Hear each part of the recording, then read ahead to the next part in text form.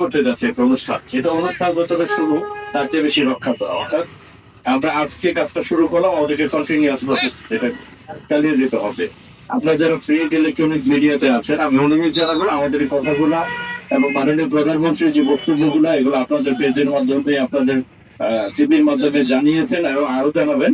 আমি একটু বলতে চাই, শুধু শুধু পৌরসভা না, ইউনিয়ন না, ওয়ার্ড পর্যায়ে এই কর্মসূচি আমরা একটা সমন্বিত কর্মসূচি লিখিত আকারে পাঠাবো এবং সকল প্রতিষ্ঠান, ঠিক আছে, শিক্ষা প্রতিষ্ঠান হতে পারে, যে কোনো দাতব্য প্রতিষ্ঠান হতে পারে, স্বেচ্ছাসেবী প্রতিষ্ঠান হতে পারে, এমনকি আমার পরিকল্পনা এটিও আছে, আমি সবার সাথে ভোটে সিদ্ধান্ত নেব যে যে প্রতিষ্ঠানগুলো ভালো কাজ করবে। আপনারা জানেন গত 16ই ডিসেম্বর বিজয় দিবসে কিন্তু আমরা একটা ঘোষণা দিয়েছিলাম, 30টা শিক্ষা প্রতিষ্ঠানকে বেছে নিয়েছিলাম, 6-7টা স্বেচ্ছাসেবী সংগঠন, তারা পরিষ্কার কার্যক্রম করেছে।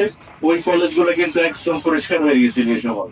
আমি জানি না ধরে রাখছে কিনা, ওই শক্ত কথা যেটা স্বাধীনতা অর্জনের যে রক্ষা করা কঠিন, ওইটা যদি ওনারা ধরে রাখেন তাহলে অন্তর্ভুক্ত কলেজগুলা